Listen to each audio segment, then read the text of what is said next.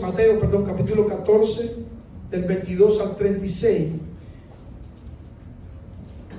Y el título es: no te quedes en la barca. Leemos la palabra del Señor. Enseguida Jesús hizo a sus discípulos entrar en la barca e ir delante de él a la otra ribera, entre tanto que él despedía a la multitud. Despedida la multitud, subió al monte a orar aparte, y cuando llegó la noche estaba allí solo, y ya la barca estaba en medio del mar, azotada por las olas, porque el viento era contrario. Mas a la cuarta vigilia de la noche Jesús vino a ellos andando sobre el mar, y los discípulos, viéndole andar sobre el mar, se turbaron diciendo: un fantasma, y dieron voces de miedo. Pero enseguida Jesús les habló diciendo: tened ánimo, yo soy, no temáis. Entonces les respondió Pedro y dijo: Señor, si eres tú, manda que yo vaya a ti sobre las aguas. Y él dijo: ven. Y descendiendo Pedro de la barca, andaba sobre las aguas para ir a Jesús. Pero al ver el fuerte viento tuvo miedo, y comenzando a hundirse dio voces diciendo: Señor, sálvame. Al momento Jesús, extendiendo la mano, asió de él y le dijo: hombre de poca fe, ¿por qué dudaste? Y cuando ellos subieron en la barca se calmó el viento. Entonces los que andaban en la barca vinieron y le adoraron diciendo: verdaderamente eres el Hijo de Dios. Y terminada la travesía vinieron a tierra de Genesaret, y cuando le conocieron los hombres de aquel lugar, enviaron noticias por toda aquella tierra alrededor, y trajeron a él todos los enfermos y le rogaban que le dejase tocar solamente el borde de su manto, y todos los que lo tocaron quedaron sanos. Bendito sea el nombre del Señor. Yo quiero predicarte un poquito en esta tarde acerca de: no te quedes en la barca. No te quedes en la barca. Déjame decirte, amado hermano, la voluntad de Dios no es concluente con nuestra comodidad. Dios permite circunstancias muchas veces en nuestra vida para que nosotros demos un paso y podamos salir de la barca, salir de la comodidad, salir de la zona de confort, salir de la posición estática, de la posición que está tomando descanso, para que nosotros podamos ver la mano de Dios de una manera sobrenatural. Cuando miramos las páginas de la Biblia, vemos que en cada caminata hecha en la Biblia podemos encontrar principios aplicables a nuestra vida. Vemos la caminata de Dios en el jardín del Edén, Génesis capítulo 3, verso al 8, cómo Dios se deleitaba con la relación que tenía con Adán y Eva. El principio del corazón de Dios es tener relación con el hombre, es tener comunión con el hombre, es poder relacionarse con el hombre. En la caminata de Abraham al monte Moriah para sacrificar a su hijo Isaac, podemos aprender obediencia. Este hombre estuvo esperando la promesa de Dios de un hijo por 25 años. Dios le dio el hijo y luego le dijo: ahora devuélvemelo. Si las personas no conocen a Dios, pueden pensar que Dios era un tirano, que Dios era un malvado, pero Dios quería solamente ver si a Abraham lo tenía él en primer lugar. En esta caminata aprendemos obediencia. Abraham le dijo al siervo Jehová, y él dijo: Jehová proveerá. ¿Qué vamos a hacer? Vamos a sacrificar, pero Jehová proveerá el cordero. En la caminata del pueblo de Israel atravesando el Mar Rojo y los egipcios quedando sepultados en las aguas, aprendemos que siempre que caminamos en la confianza de Dios tenemos victoria. Y es lo que declaramos en medio de la administración. Cuando tú tienes a Dios contigo y te dice: camina, el mar se abre. Ahora Dios no abrió el mar para que ellos caminaran. Moisés tuvo que meter el pie en el mar para que el mar se abriese. Cuando Moisés oró y le dijo: Dios, mira a los egipcios que vienen tras nosotros, nos van a matar. Y Dios le dijo: camina hay que meter el pie en el agua. Bendito sea el nombre del Señor. La caminata de los 40 años del pueblo de Israel en agonía nos habla de la desobediencia. Cuando no creemos en Dios, damos vueltas y vueltas en el mismo lugar. Un pueblo que la voluntad de Dios era que entrara rápidamente a la tierra prometida, por falta de tener fe, de confiar en el Señor, tuvieron que rondar por muchos años.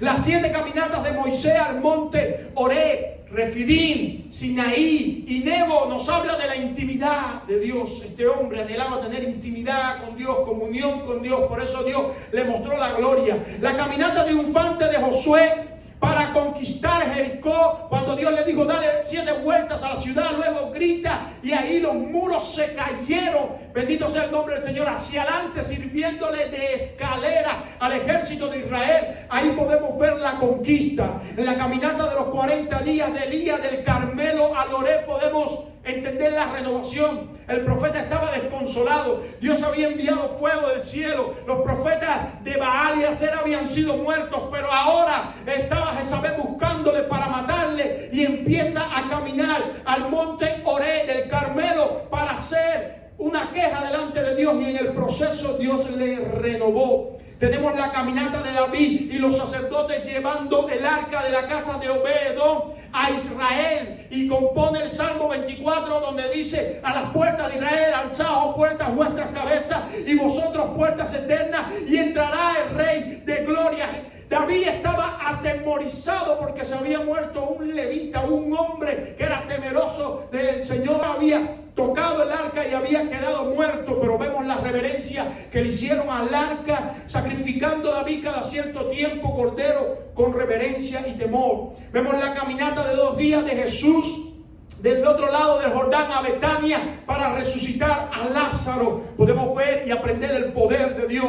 Vemos la caminata de nuestro Señor Jesús al Calvario. Vemos la pasión de Jesús por perdonar nuestros pecados, la expiación. Podemos ver la caminata de Jesús también en el camino de Maús con esos 2 discípulos y abriéndole los ojos, revelándole la verdad de Dios. Y por último vemos la caminata de Pablo a Damasco, que se encontró con el Señor y el Señor le llamó y le dijo: dura cosa te es dar goce contra el aguijón. Eso quiere decir darle patada a un clavo. Es imposible que tú le des patada a un clavo, muchacho. No puedes seguir persiguiéndome. Pablo pues recibió al Señor Jesús como su único Salvador. Ahora, todas estas caminatas nos enseñan un principio. Pero hay una caminata también que es exclusiva y que es singular y es muy sugestiva y es gráfica para nosotros. Y es la caminata de Pedro sobre el mar. Bendito sea el nombre del Señor. Es una caminata poco convencional. Pocos hombres, o yo diría ningún hombre, se ha atrevido a caminar por el mar, porque es una dimensión sobrenatural. Es un milagro, como hablábamos hace un rato. Ahora déjame situarlo en el contexto de esta historia. Jesús estaba ministrando y de pronto viene una multitud y Él les empieza a predicar y tienen hambre. Y Jesús hace una multiplicación de panes y peces de una manera sobrenatural, de tal manera que sobró panes y peces. Ahora toda la multitud estaba exaltada, toda la multitud estaba alegre. La Biblia habla de unas 5,000 personas, pero los estudiosos creen que habían de 8,000 a 10,000 personas, porque no se contaban ni las mujeres ni los niños, solamente los hombres. Alimentó a 8,000 o 10,000 personas. Todos estaban entusiasmados, todos estaban alegres, bendito sea el nombre del Señor. Pero al otro día Jesús le dice algo a sus discípulos: tomen la barca y vayan al otro extremo, atraviesen este lago de Genesaret, bendito sea el nombre del Señor, y vayan al otro extremo. Y los discípulos como que no le agradó mucho lo que estaba haciendo Jesús. Había un avivamiento, pero ellos se fueron como medio tristes a atravesar el lago por mandato de Jesús, y Jesús se fue a orar.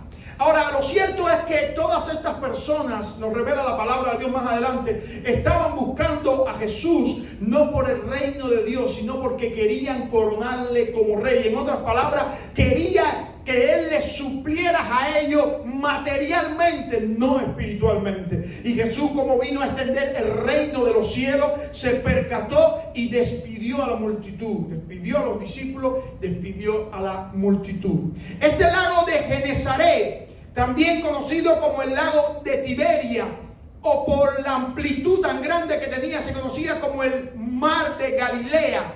En hebreo es la palabra Kineret, y que viene de la palabra Kinor, y es porque este lago tenía una forma de arpa primitiva. Este lago tenía unas medidas impresionantes, por eso le decían el mar de Galilea. Este lago tenía 21 kilómetros de largo, tenía 12 kilómetros de ancho, y una de sus características más singulares es que era el lago más bajo sobre el nivel del mar en el mundo entero, 260 metros bajo el nivel del mar. Este lago era singular, parecía un mar, bendito sea el nombre del Señor. Tenía una circunferencia cuadrada de 166 kilómetros. Ahora Jesús le estaba diciendo a los discípulos: atraviesen el lago, váyanse hasta la otra parte del lago, y yo me voy a juntar con ustedes en lo que yo oro. Ahora, cerca de ese lago, o alrededor completamente de ese lago, hay colinas, montañas, y un poco más lejos está el monte Hermón, uno de los montes más altos del mundo, que mide casi 3.000 metros, casi 2.900 metros. Ese monte Hermón tiene en su colina, en la parte más arriba, tiene una temperatura muy baja. Muchas veces tiene nieve, en lo que en la parte de abajo hay verdura, en la parte de arriba tiene nieve. Ahora, cuando los especialistas dicen que cuando ese aire frío en la punta del monte Hermón desciende sobre las colinas que rodean el lago de Genesaret, dice que en las colinas hay un ambiente cálido, y cuando esa frialdad atraviesa esas colinas, el resultado es que en el lago Genesaret hay un clima atípico, hay un clima singular, y las aguas del mar se empiezan a mover violentamente, y cualquier barca que haya en ese lugar se ve en un gran problema, porque las olas altas de hasta 3 metros azotan con la proa del barco. Ahí estaban los discípulos. Tenían que atravesar, y la Biblia dice que habían recorrido de 25 a 30 estadios. Estaban justamente en la mitad del lago de Genesaret. Había sido mandado por Jesús desde el anochecer, y estaban en la cuarta vigilia, de las 3 a las 6 de la mañana. Estaban remando ya 7 u 8 horas, cuando este clima atípico azota, y ellos empiezan a remar, pero no avanzan, y empiezan a desesperarse. Quiero analizar algo contigo. ¿Quién orquestó que ellos estuvieran en problema? ¿Quién les dijo que se fueran y que atravesaran el lago? Jesús. Muchas veces Jesús orquesta los problemas en nuestras vidas.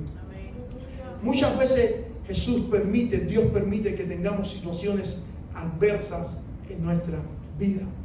Ahora, ellos estaban furiosos, ellos estaban enojados, y la Biblia nos dice en el otro evangelio paralelo a esta historia que era porque no habían entendido lo de los panes y los peces.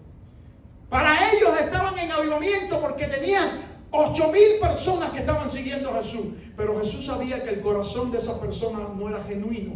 Le estaban siguiendo por los panes y por los peces. Por eso Jesús les manda a atravesar el lago. Por eso Jesús permite el problema para hacerlos crecer espiritualmente. Quiero que aprendamos algo en esta tarde. La prioridad de Jesús no es nuestra comodidad. Dios no está interesado en que estemos cómodos. Dios está interesado, escucha, en que tú y yo seamos transformados a la imagen del Hijo de Dios. En que tú y yo seamos renovados en nuestra vida espiritual. En que podamos crecer cada día más a la estatura y al conocimiento del Hijo de Dios. Por lo tanto, si Dios tiene que permitir circunstancias adversas por nuestra incredulidad para que nosotros crezcamos más, Dios lo va a permitir. Ahora, la buena noticia es que cuando Jesús estaba orando en el monte, dice que vio que ellos estaban en problemas. Y cuando Jesús vio que ellos estaban en problemas, estaban desesperados, no podían controlar la situación. Dice que Jesús fue caminando sobre el mar hacia ellos, y ellos tenían tanto temor que pensaron que era un fantasma. Y Jesús les dijo: no teman, soy yo. Y cuando ellos escucharon la voz de Jesús, hubo un loco, un sanguíneo, un atípico, alguien que fue diferente siempre por su carácter, por su temperamento. Pedro le dijo: Señor, si eres tú, permite que yo vaya a ti sobre las aguas. Pedro sabía que si era Jesús el que estaba ahí, no era poderoso solamente para caminar sobre las aguas, sino que era poderoso también para hacerlo caminar a él sobre las aguas. Y hay algo importante: la intención de Pedro no era caminar sobre las aguas. Escuche como dijo: haz que yo vaya a ti. La intención de Pedro era estar cerca de Jesús en medio de la tormenta. Haz que yo vaya a ti sobre las aguas. Tenemos un ejemplo tremendo. Siempre que Jesús orquesta problemas, circunstancias adversas en nuestra vida para hacernos crecer, Él siempre, escucha esto, llénate de fe en esta tarde, Él siempre, siempre, siempre nos está mirando. Amén. Él no es un Dios que se aparta de nosotros. Él no es un Dios que se esconde. Él no es un Dios que no le interesamos. Él es un Dios que quiere lo mejor para nuestras vidas. Nos ama en abundancia. De la manera que lo mostró fue enviando a Jesús, su propio Hijo. Bendito sea el nombre del Señor. Ahora, cuando estamos en momentos de crisis como estos discípulos, que estaba la situación fuera de control, Jesús siempre aparece en el momento oportuno. Déjame decirte algo: Jesús nunca llega tarde. Déjame salir de la historia un momentico e ir a la otra historia. María y Marta mandándole cartas a Jesús, mensajes a Jesús, porque su hermano estaba a punto de morir, y Jesús se queda tranquilo como nada. 2 días más en el lugar que estaban ministrando. Luego estaban a 2 días de camino. Llega el 4.º día. Cuando llega, Marta y María le dice: es tarde, ya se murió, tiene 4 días muerto. Y Jesús le dijo: les he dicho que si creen, verán la gloria de Dios. Ahora, los escritores saben por qué. ¿Saben lo que dicen acerca de por qué Jesús se demoró 4 días? Porque para los judíos era una tradición, o tenían un principio en creer que el alma se quedaba en el cuerpo por 3 días. No salía del cuerpo hasta el 3.er día. Eso era lo que ellos creían. Ahora, Jesús, sabiendo que ellos creían eso, se demora a propósito 4 días para mostrarle a la tradición judía que aún cuando ellos creían que el alma ya había salido del cuerpo, Él todavía tenía el poder suficiente para hacer volver a Lázaro a la vida. Por tanto, Jesús nunca llega tarde. Cuando ores y empiezas a decir: Señor, te has olvidado de mí, Señor, ya no hay tiempo, Señor, ¿por qué ha pasado esto? Mira las escrituras donde Jesús te dice: yo nunca llego tarde, yo lo tengo todo bajo control, en mí están todas las cosas de la vida, yo lo hago todo, yo lo creo todo, yo lo sustento todo. Bendito sea el nombre del Señor. Jesús nunca llega tarde para ti. Muchas veces permite esa circunstancia para que nosotros nos volvamos a Él. Señor, ya no podemos remar más, se acabaron nuestras fuerzas. Señor, no podemos llegar al destino que queríamos, no lo podemos hacer. Señor, los vientos arrecian, las olas están muy altas. Y ahí está Jesús para ti y para mí. Bendito sea el nombre del Señor. Qué bueno que tengamos la reacción de Pedro. Señor, permite que yo vaya a ti, por arriba de las olas, por arriba del mar, por arriba del tiempo adverso. Permite que yo vaya a ti. Mira, hermano, no importa la circunstancia que tú estés viviendo, enfermedad, carestía, situación, adversidad, lo que tienes que hacer es tratar de, como Pedro, acercarte a Jesús para estar bajo de la sombra del Omnipotente. Diré yo a Jehová, esperanza mía y castillo mío, ¿en quién confiaré? Él te librará del lazo del cazador, de la peste destructora, con sus plumas te cubrirá y debajo de sus alas estarás seguro. Yo no sé por qué tempestad tú estás pasando, pero si te metes en el abrigo de Dios, tú estarás seguro. Bendito sea el nombre del Señor. Pedro salió a caminar sobre las grandes olas del mar Genesaret, del lago Genesaret. Y cuando empezó a caminar, cuando empezó a andar sobre lo sobrenatural, dice que quitó la vista de Jesús y le empezó a poner en los problemas. Y dice que se hundió. Y cuando se empezó a hundir, el Señor extendió su mano, lo tomó, lo levantó y le dijo: Pedro, ¿por qué dudaste? Y la palabra que usa en griego Jesús, dudaste, es ditazo. Dit es dos y tazo, mirar a dos lugares al mismo tiempo. Jesús le estaba diciendo: ¿por qué miraste a dos lugares al mismo tiempo? A mí y a las circunstancias, a las olas. Por eso te hundiste. Nos vamos a hundir en nuestra fe si miramos a Jesús y miramos a las circunstancias al mismo tiempo. Puesto los ojos en Jesús, el autor y consumador de la fe. Pero no puedes mirar las circunstancias que tienes a tu lado, no puedes mirar los problemas que tienes a tu lado. No le digas a Dios cuán grande es tu problema. Cuéntale a tu problema lo grande es el Dios que tú tienes.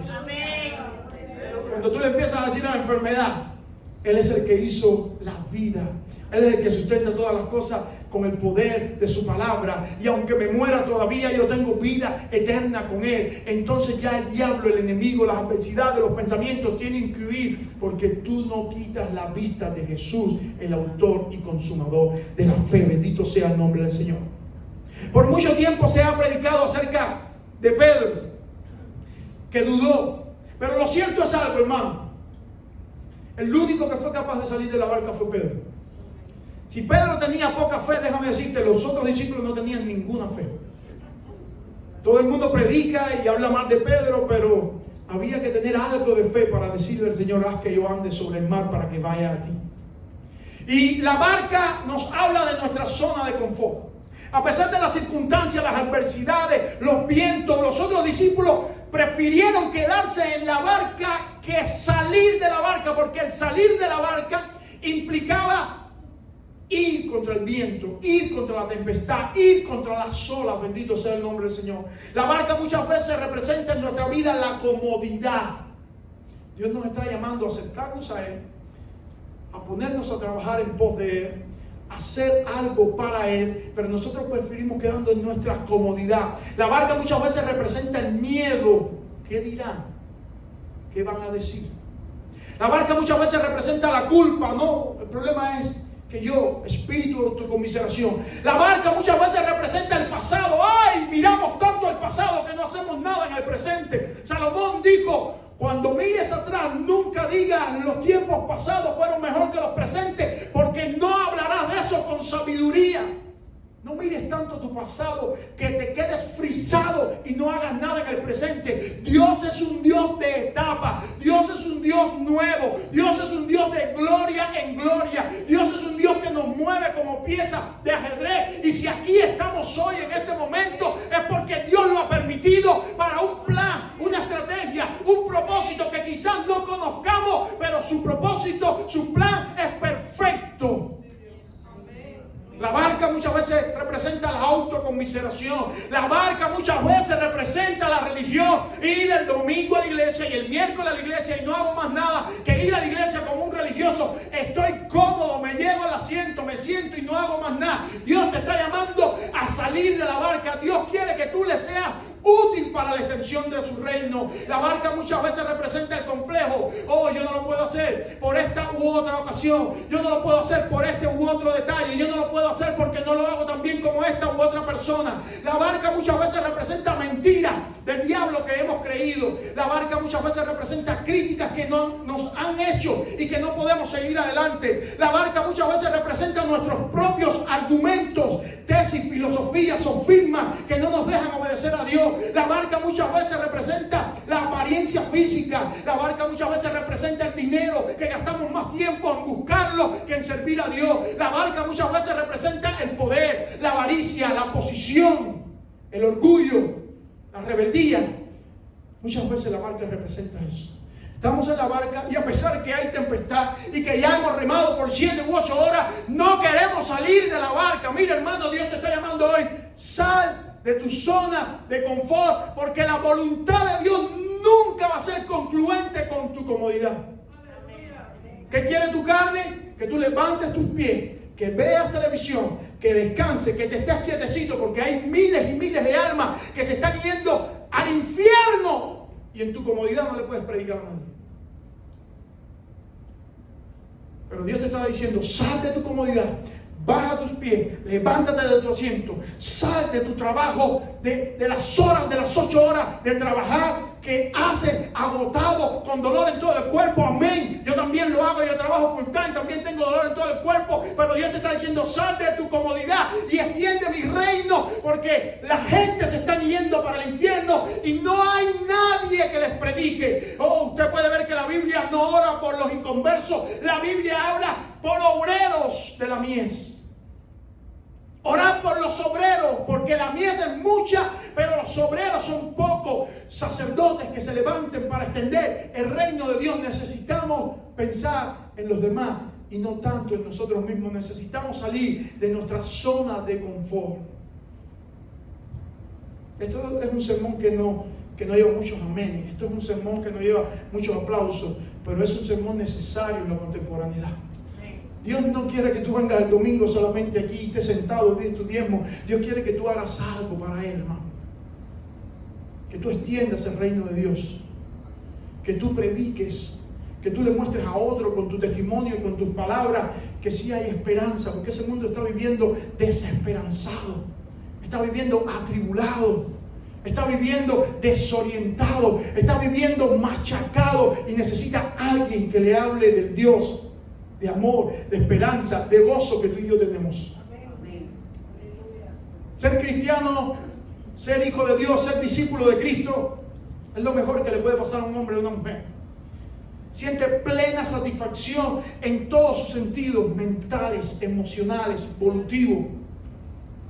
Y la palabra nos enseña que debemos compartir con otros lo que ya Dios nos ha dado a nosotros. Jesús entra en la barca con Pedro, y cuando pone el pie Jesús en la barca, se calma la tempestad. Porque cuando Jesús llega a tu vida, cuando Jesús se acerca a ti, no hay tempestad, no hay problema, no hay circunstancia que te haga estar preocupado, porque Jesús calma toda tempestad. Y entonces los discípulos exclamaron: verdaderamente eres el Hijo de Dios. Ahora, yo quiero que ustedes entiendan esto.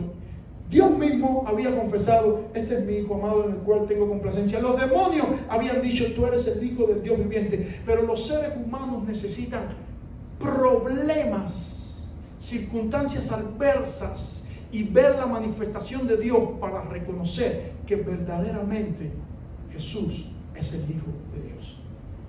Solamente cuando la tempestad se calmó, solamente cuando Él le fue propicio a sus propios problemas. Estamos hablando que ellos habían caminado con Jesús, habían visto milagros, señales, prodigios, sanidades que Jesús había hecho con otros, pero ahora habían confesado por primera vez que Jesús era el Hijo de Dios, porque había resuelto su propio problema.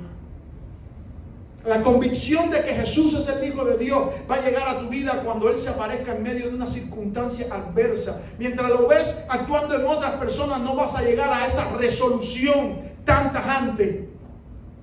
Cuando pase en tu vida, te vas a convencer de que Él es el Hijo de Dios. ¿Cómo termina la historia del loco que se atrevió a salir de la barca? ¿Qué fue de la vida del que no se quedó en zona de confort, sino que salió de la zona de confort y caminó? Estamos hablando de Pedro. Mire lo que pasó después del día de Pentecostés con Pedro en Jerusalén. Capítulo 2. Predica él, el primero, el que se lanzó a caminar sobre las olas del mar, el que entendió quién quién era Jesús, predica y con un solo sermón se convierte en 3,000 personas y le pregunta: hermanos, ¿qué haremos? Acepten a Jesús como su único Salvador, bautícense y recibiréis el don del Espíritu Santo. 3,000 personas a los pies del Señor, porque el que caminó sobre las aguas se atrevió a predicar en Jerusalén. Capítulo 3. Va de camino al templo de hermosa, vi un paralítico, le pide una limosna y le dice: no tengo ni oro ni plata, pero lo que tengo te doy. Sé sano en el nombre de Jesús de Nazaret. De tal manera que ese milagro de sanidad, hubo tanta revolución en Jerusalén que lo mandaron a llamar. Se congregaron grandes personas, volvió a predicar. 5,000 personas más se convirtieron. En el capítulo 4, bendito sea el nombre del Señor, le dice al Sanedrín judío que le habían llamado para que explicara esa sanidad, toda esa revolución en Jerusalén. Le dice: no prediquen más en el nombre de Jesús. Y él le dice: estimen ustedes mismos, valoren ustedes mismos. ¿A quién yo debo obedecer? ¿A ustedes o a Dios? Capítulo 5, Ananías y Zafira tratan de mentir a Dios.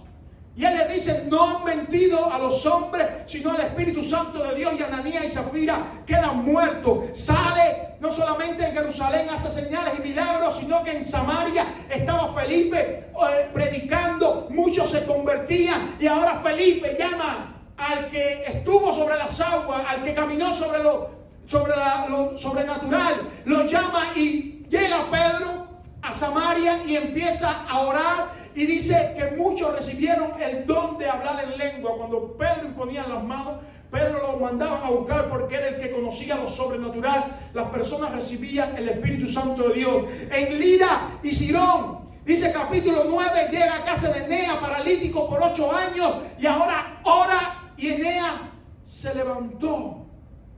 En Jope llega a casa de Dorca. Dice que cuando oró por Dorca, bendito sea el nombre del Señor, que había muerto, resucitó.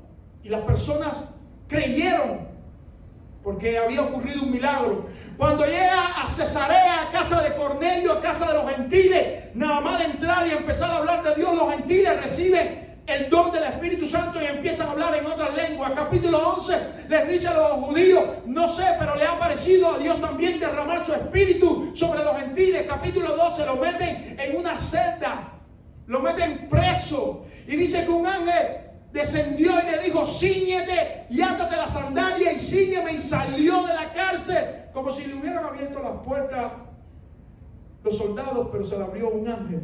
Este hombre aprendió a caminar en lo sobrenatural.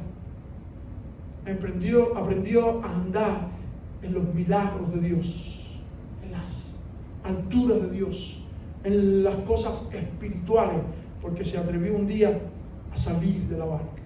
Se atrevió un día a dejar las cosas materiales, a dejar el mundo físico y a creerle a Dios.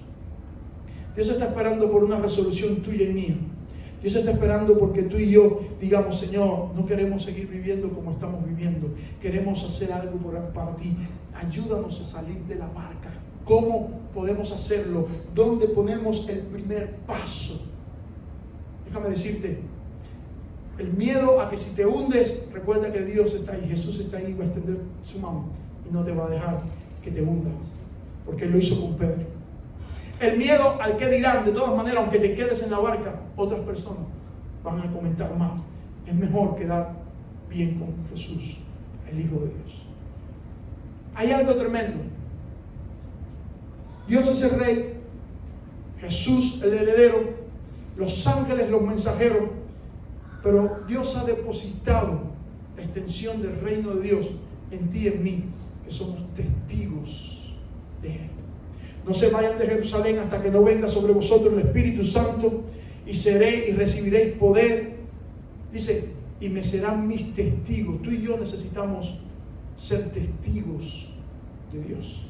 Ahora, el ser testigo lleva el salir de la barca, salir de la zona de confort y poder extender el reino de Dios. Aprendamos, amados hermanos, a caminar en lo sobrenatural, porque si lo haces, vas a tener la experiencia hermosa de poder caminar sobre el mar, sobre las cosas materiales.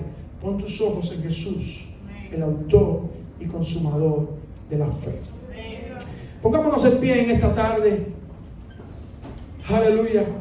Y hagamos una oración al cielo. Levanta tus manos al Rey de Reyes y Señor de Señores. Y dile: Señor, ayúdame a salir de mi zona de confort. Ayúdame a salir de mi entretenimiento. Ayúdame a hacer algo para ti, Dios. Porque llegaré un día en que estemos sentados en el tribunal de Cristo y Dios recompensará nuestras obras. Ayúdanos, Padre, a hacer lo que tú esperas para nosotros. Hacer lo que tú esperas de nosotros. Ayúdanos a extender tu reino. Ayúdanos a no tenerle miedo a la tempestad, a las olas, a la lluvia, al viento, al mar. Ayúdanos, Padre, en el nombre de Jesús, a llegar al otro lado con Jesús montado en la barca. Señor, te pido que esta palabra quede esculpida en nuestros corazones, en el mío también, Señor. Que podamos sentir la inquietud espiritual de salir de la zona de confort nuestra, que no es concluente con tu voluntad. Porque minuto a minuto se están perdiendo las personas del mundo y la iglesia está entretenida y dormida, Señor. Ayúdanos a poner la mano en el arado, a no mirar atrás, en el nombre de Jesús. Ayúdanos a meter la mano nuestra en el cesto de las semillas del Evangelio e ir regando semillas por donde quiera que vayamos.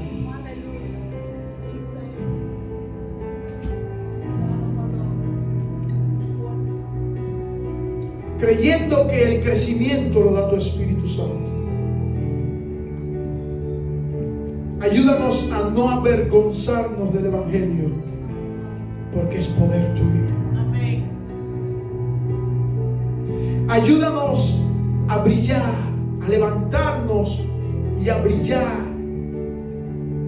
Ayúdanos a levantar el candil del Evangelio bien en alto. Ayúdanos a ser sal que dé sabor en este mundo perdido. Sal que da sabor, sal que da preservación, sal que da sanidad. En el nombre de Jesús. Padre, ayúdanos. Espíritu Santo, impúlsanos. Ayúdanos a salir de nuestra zona de confort. Reprendemos la carne y los apetitos carnales. Reprendemos toda comodidad en el nombre de Jesús. Señor, necesitamos obreros en tu mies. Yo te pido que tú avives a cada uno de las vidas que está aquí hoy, incluyendo la mía. Avívanos. Avívanos, porque los tiempos se están acortando. Las profecías se están cumpliendo. El mal se está incrementando. La ciencia está avanzando. Los países están en conflictos bélicos. La economía está entrando en caos. La naturaleza está convulsionando, clamando por su renovación. El descenso del Espíritu Santo sobre toda la creación se huele de un momento a otro. Ayúdanos a ser testigos fieles y verdaderos. Ayúdanos a ser columnas y baluarte de la verdad. Ayúdanos a pregonar el Evangelio físicamente y virtualmente. Ayúdanos a usar las redes sociales como a ti te agrada. Ayúdanos a ser ejemplos en el trabajo. Ayúdanos, Dios mío, a ser ejemplos en nuestra familia. Ayúdanos a ser ejemplos en la escuela. Ayúdanos, Padre, ayúdanos, ayúdanos, ayúdanos, ayúdanos, ayúdanos. Dios mío, representarte dignamente, porque somos, Dios mío, embajadores tuyos aquí en la tierra. en el nombre de Jesús. Que cada uno de nuestros hermanos se levante hoy con poder. Que cada uno de nuestros hermanos salga hoy con fuerza. Salga, Dios mío, con hálito de vida. Salga con confianza y disposición. En el nombre de Jesús. En el nombre de Jesús. Yo pido bendición para tus hijos. Pido, Dios mío, unción para tus hijos. Pido capacitación para tus hijos. Pido dones espirituales para tus hijos. Pido revelaciones para tus hijos. Pido sueños para tus hijos. Pido visiones para tus hijos. Pido toda fortaleza espiritual para tus hijos. Convicción para tus hijos. Fe para tus hijos. En el nombre de Jesús. En el nombre de Jesús. Id y predicar el evangelio a todas las naciones, bautizándolos en el nombre del Padre, del Hijo y del Espíritu Santo de Dios. En el nombre de Jesús. Amén y amén.